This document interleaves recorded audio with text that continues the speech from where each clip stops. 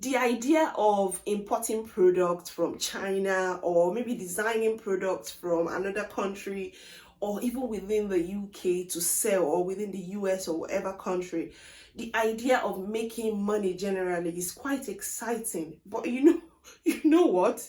The reality of manufacturing or importation or even platform policies, testing products, understanding market demand, those are the realities. And unfortunately, a lot of people don't talk about those realities. What that means is that this requires deep understanding and serious planning for you to launch your business successfully. Unfortunately, many people rush this stage, and that is where they get discouraged and they feel stuck, and then they give up, they stop, or they just get busy with life and they don't continue.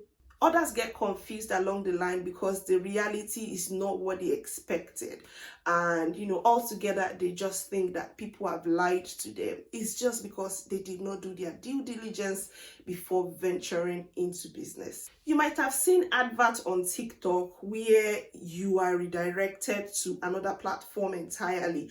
I mean, you see adverts about a product, and by the time you click to buy, it takes you to somewhere like Boots, or even take you to a website. That is because sellers understand one thing about TikTok. Sellers understand that TikTok has become the best place to launch your products, even if the sales is going to happen somewhere else. On TikTok Shop, you can showcase your products, demonstrate how it works, what it does in real time. The best part is you can make sales on the spot without leaving the platform.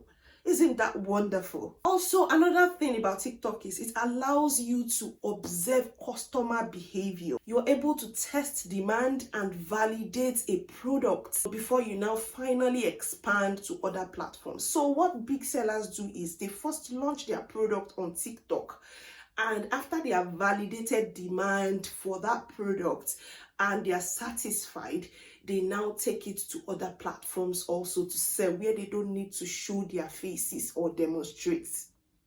Does that make any sense?